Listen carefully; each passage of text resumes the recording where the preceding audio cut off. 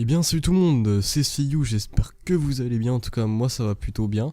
Donc aujourd'hui on se retrouve pour la review de l'épisode 55 de Boruto. Donc c'était un épisode vraiment bien en comparaison avec les autres. Dans cet épisode, donc déjà l'épisode il commence avec Boruto enfin la fin du dernier épisode, de l'avant-dernier du coup, où Boruto qui montre son Rasengan à Sasuke pour devenir son disciple, mais il utilise une arme scientifique qui a été donné par l'autre scientifique avec sa grosse tête de pervers. Donc Boruto s'entraîne avec au lancer de Shuriken, donc juste après, et repense justement au moment où il a utilisé son Rasengan pour devenir le disciple de Sasuke. Et il hésite, on le voit réfléchir. Ça va être principalement la problématique dans cet épisode, hein, ce moment-là. Finalement, il va nous montrer un peu... la future décision de Boruto par rapport aux armes ninja. Je vais en reparler au fur et à mesure. Donc Sasuke va voir Konohararu ensuite pour lui dire que donc il prend Boruto comme disciple, parce que finalement Sasuke a accepté tout en sachant que Boruto avait utilisé justement une arme un peu cheat, hein, c'est un peu de la triche quand on y pense.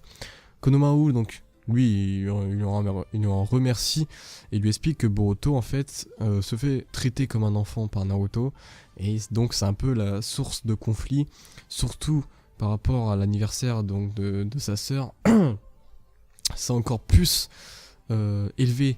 monté la colère de Boruto. Donc pour l'instant, relation Boruto-Naruto ça part un peu en couille, mais je vais vous laisser découvrir la suite de Boruto, hein, parce que moi j'ai lu le manga. Après, est-ce que ça va être comme dans le manga? Je vais aussi revenir sur ça après. Donc on se retrouve ensuite avec Boruto et Sasuke, donc ils sont au bord d'un feu de camp, et Boruto lui demande c'est quoi les points faibles de Naruto. Donc Sasuke déjà il lui explique que quand Naruto il était petit, c'était un bon à rien, c'était un raté, mais qu'il a surmonté les épreuves au fur et à mesure et qu'il a pu réaliser son rêve, donc devenir Hokage. Donc ça, c'est littéralement le manga. Et donc, il lui explique aussi qu'il a beaucoup de faiblesses, qu'il a beaucoup de points faibles, mais en gros, donc il a su les combler, quoi. Techniquement, je pense qu'il a voulu dire ça. On part ensuite sur le moment le moins important de l'épisode, hein, c'est-à-dire quand on voit les différentes teams des univers, des teams de l'académie. C'est plus de l'académie. Si vous voulez, personnellement, je trouve que c'est un bordel maintenant Boruto avec leur truc de académie, aspirant ninja classe moyenne. Ils auraient vraiment dû garder le truc Genin, Chunin. C'est beaucoup plus simple. C'est beaucoup plus simple pour se repérer. Personnellement, moi je m'y perds avec leurs conneries, hein. Je sais que c'est pour montrer un peu l'évolution, on n'est plus dans la même société, etc. Mais franchement, on s'en tape un peu de l'évolution, hein. Nous on veut du truc simple. On revoit... après, ah oui, j'ai oublié de parler de Temari. Elle dit également que Gaara a un fils adoptif, et ce fils adoptif a un chakra surpuissant. Voilà, c'est fini. C'est une info intéressante, surtout qu'on voit le fils à la fin, donc je vais en parler. Après avoir vu... ensuite, il y a un peu une réunion de Boruto, Sarada et Mitsuki qui montrent leur inscription à l'examen. Mais sinon, voilà, c'est tout. Ce sont encore des dialogues pour faire du blabla et pour allonger l'épisode. Là, par contre, on attaque un moment très intéressant. Donc, c'est avec les Otsutsuki. Donc la race de Kaguya, si je peux dire comme ça. On les voit dans un lieu inconnu, je crois, espèce de temple. Donc là il y a une différence par rapport au film et au manga, c'est-à-dire que là ils sont 3 dans l'anime. C'est-à-dire qu'il y a les deux de base, hein, donc c'est ceux qui étaient dans le film, et il y en a un autre qu'on a déjà vu dans l'épisode précédent, ou dans les épisodes précédents, je sais plus si c'était l'avant-dernier ou l'avant-avant-dernier.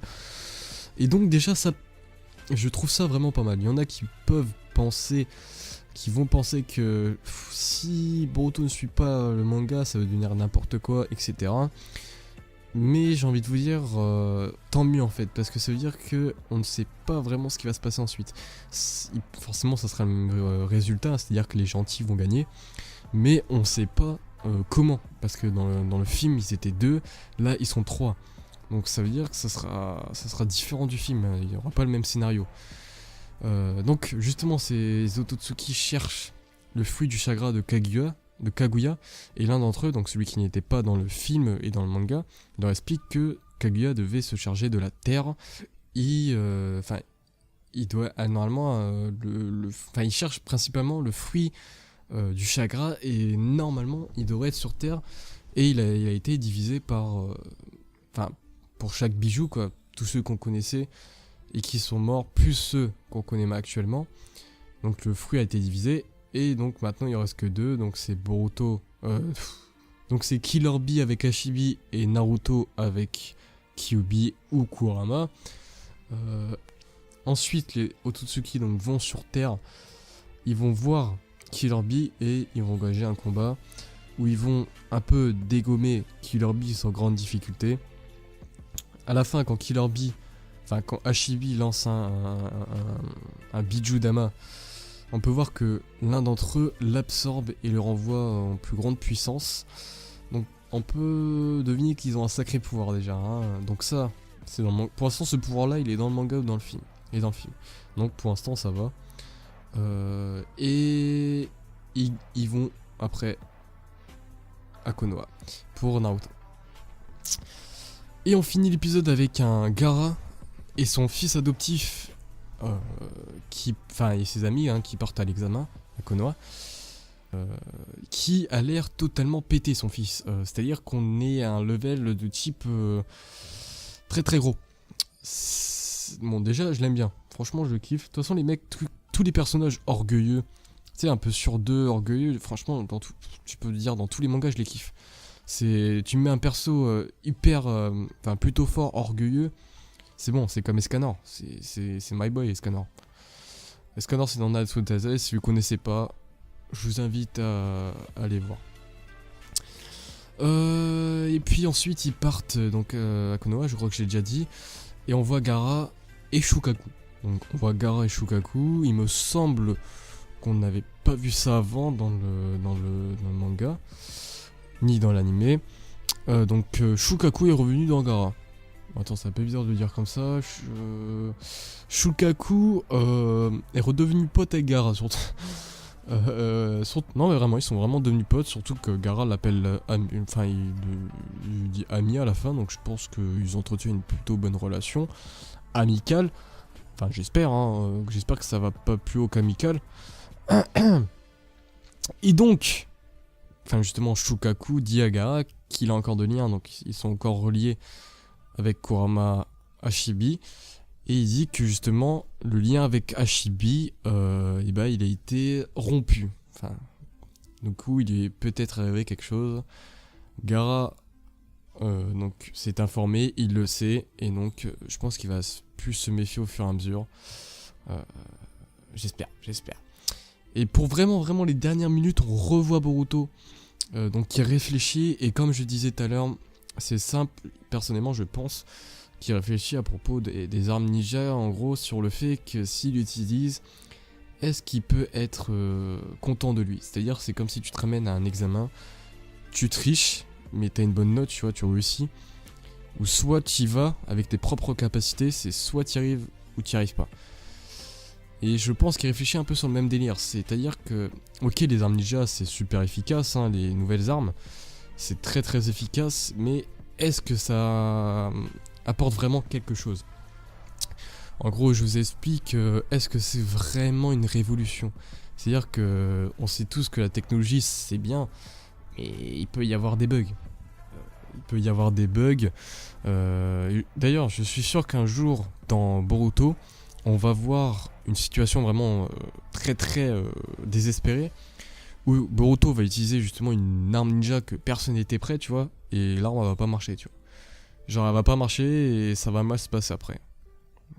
Du coup, je pense que ça va arriver à un moment, parce que là ça part vraiment sur une directive en mode vraiment, est-ce que Konoha ou le monde ninja est meilleur justement avec cette technologie-là où rien de mieux qu'un bon shinobi bien entraîné et bien avec un moral bien, tu vois, déter, tu vois. Franchement, personnellement, je pense pour la deuxième option, et Naruto a l'air de penser pour aussi la deuxième option, mais Boruto, par contre, lui, pour l'instant, c'est plus la première. Donc j'ai hâte de voir la suite, surtout que la suite n'a pas l'air d'être comme dans le manga. Enfin, je pense vraiment que le résultat va être le même, mais de la façon où il va être amené, je pense pas que ça va être le même. Notamment différentes différences entre le film et l'animé. En tout cas, j'espère que cette review vous aura plu, les gars. N'hésitez pas à mettre un like si ça vous a plu. Je vais essayer de m'améliorer au fur et à mesure. Et franchement, moi je kiffe franchement de faire ces vidéos là. Surtout qu'en ce moment je peux en faire pas mal, donc c'est plutôt cool.